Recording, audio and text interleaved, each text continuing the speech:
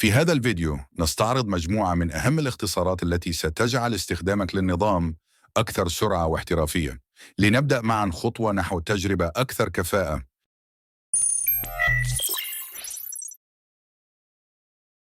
أول أمر معانا هو ويندوز وحرف الدي. ويندوز دي هيخليك تظهر سطح المكتب بسرعة جدا. لو انت شغال على أي حاجة وحابب تنتقل لسطح المكتب تضغط على ويندوز دي وتضغط عليها مرة ثانية هيرجعك للبرنامج أو للنافذة اللي انت كنت فاتحها. أما لو حابب انك تفتح مستكشف الملفات، حابب انك تبحث عن حاجة على الملفات في الملفات عندك، هتضغط على ويندوز اي هيفتح لك مستكشف الملفات، تقدر من خلالها انك تبحث عن أي ملف أو أي حاجة موجودة عندك على الجهاز. لو انت حابب تعمل حاجة بسرعة وترجع تستخدم جهازك تاني ومش حابب حد يستخدمه او مش حابب حد يجي يستخدم الجهاز بتاعك، هتضغط على ويندوز ال لو انت عامل باسورد على جهازك. بعد كده هتكتب انت الباسورد ده وهتدخل تاني على الجهاز عادي جدا من غير اي حاجة، علشان محدش يفتح الجهاز وانت مش موجود او محدش يستخدم الجهاز وانت مش موجود. بالنسبة لو حابب انك تعرض جميع النوافذ اللي مفتوحة على جهاز الكمبيوتر عندك، حابب انك تجيب كل النوافذ مرة واحدة من غير ما تفضل ضاغط على حاجة على الكيبورد، هتضغط علشان تعرض جميع النوافذ المفتوحة عندك تضغط على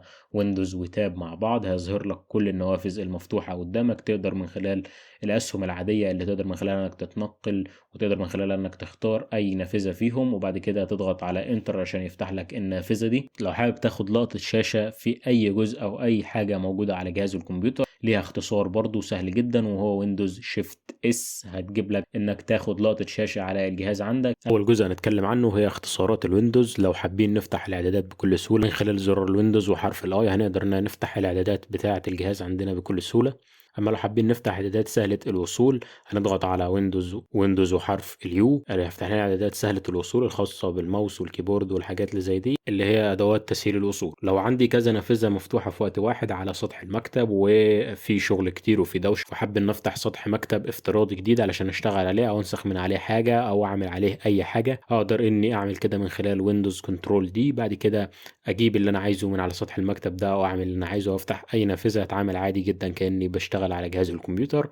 ولو حابب اني اقفل سطح المكتب الموجود عليه انا دلوقتي اي واحد فيهم هضغط على ويندوز كنترول اف 4. وزي ما قلنا في الحلقه اللي فاتت علشان نقدر نشوف جميع النوافذ المفتوحه نقدر من خلال ويندوز تاب نشوف جميع النوافذ المفتوحه على الجهاز عندنا، وكذلك الامر هنقدر نشوف علامات التبويب المفتوحه وفي نفس الوقت هنقدر نشوف سطح المكتب او كام سطح مكتب مفتوح عندنا ونقدر نتحكم فيهم ونضيف سطح مكتب جديد او نقفل سطح المكتب اللي احنا فاتحينه. تابع الحلقات السابقة ولا تفوتك القادمة لأنك على بعد خطوات من احتراف الويندوز فعليا. شكرا على المشاهدة وإلى اللقاء قريبا.